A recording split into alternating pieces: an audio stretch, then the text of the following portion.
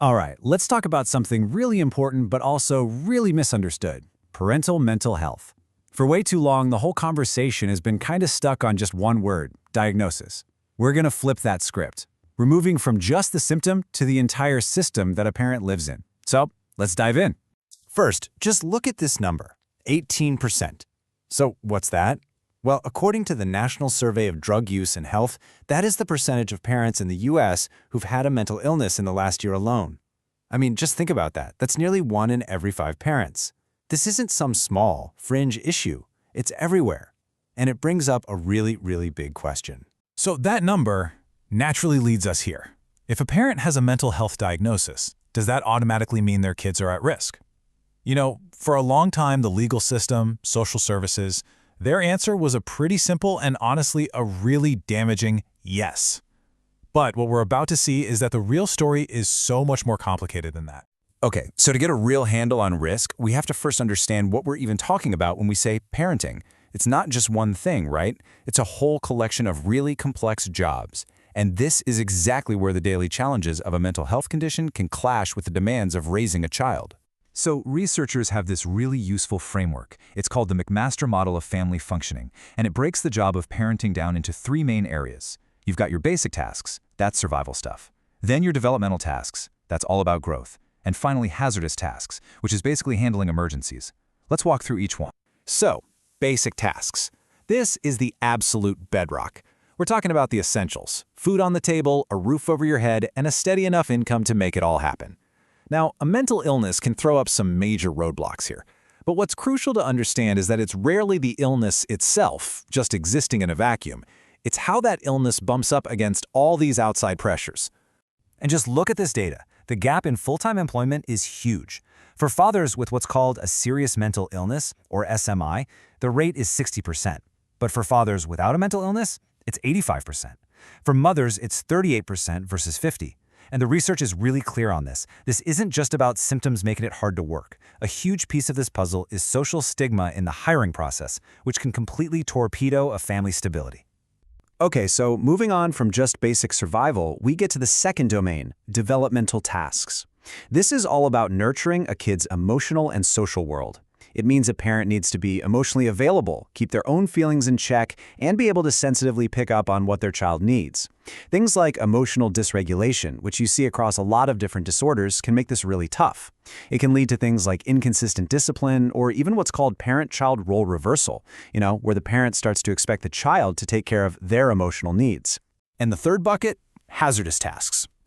This is all about dealing with the stuff you can't plan for. Your kid gets sick or hurt, or maybe there's a community-wide crisis, like a natural disaster. Look, these things are stressful for any parent. Full stop.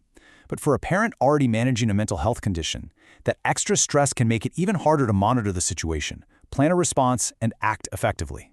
So we've seen the areas where parenting can get tested. But here it is. This is the big aha moment from all the research. It turns out that focusing on a specific diagnosis, like saying, this person has depression, or that person has ADHD, it's not actually the most helpful way to look at this.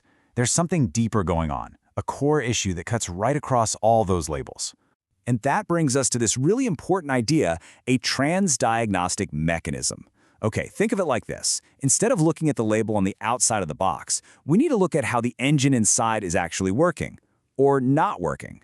A transdiagnostic mechanism is an issue with a core function, like your attention span or how you regulate emotions, that's shared by people with lots of different diagnoses. So what is this core function? Well, the research points right to this. The real key, the thing that matters most, is how a parent processes social information. It's all about the mental steps they take to see what's happening, figure out what it means, and then decide how to respond to their child and the world around them. And if we can understand that how, we're in a much better position to find solutions than if we just know the what of their diagnosis. And this model, man, it's such a great way to visualize that whole mental process. It's called the Social Information Processing Model, or SIP for short, and it basically breaks down into 3 key steps. First, you have your schema, which is like your mental filter. Second, your executive functions. Think of this as the CEO of your brain. And third, your appraisals, which are the judgments you make based on all that information. Let's start with schema. Your schemas are just your internal rule books and your expectations for how the world works. The problem is when those rules are way too rigid or totally unrealistic. This quote from the research is just a perfect example. Expecting an 18-month-old, a toddler, to comfort you when you're sad, that's a complete mismatch with where that child is at developmentally. And this isn't about being a bad parent. It's about having a cognitive filter that's out of sync with reality, and that can lead to a lot of frustration and really unhelpful reactions. Next up, executive functions. I love this analogy. They really are like your brain's air traffic controller. These are the skills that let you plan things out, focus your attention, remember a list of things to do, and juggle multiple tasks at once. When that controller isn't working at 100%, which is a really common transdiagnostic issue, it can lead to disorganization, trouble adapting to a child's needs as they change, and just poor decision-making, especially when you're under stress. So if the problem is this complicated dance between a parent's internal world and their external environment, well, the solution can't be simple either. It's not about trying to fix the parent. It's about building a better, smarter, more compassionate support system around them. And this slide just lays it out so perfectly. The old view basically saw mental illness as a kind of personal moral failing. But the new view, the one that's much more accurate, sees that a parent's capacity is only limited or disabled when the world around them is disabling. That is a game-changing shift. It moves us away from blaming the individual and toward looking at the environment. So how do we change that disabling context? Well, the research points to some big systemic solutions. It means we have to fight the stigma that leads to parents losing out on jobs and safe housing. It means actually using the legal protections we have, like the Americans with Disabilities Act, to protect parents' rights. And it means training the people and helping professions to get past their own biases. The source actually calls it therapeutic disdain, and instead help build real, practical social support networks. Now, at the same time we're fixing the system, we can also give parents tools to build their skills directly. But we have to be smart about it. That means changing standard therapies to work for people who might have cognitive challenges, like slower processing speed. It might mean using something called cognitive remediation to actually strengthen those executive functions. Or it could be as simple and powerful as using visual aids, like a checklist with pictures, to help get around any difficulties with memory or attention.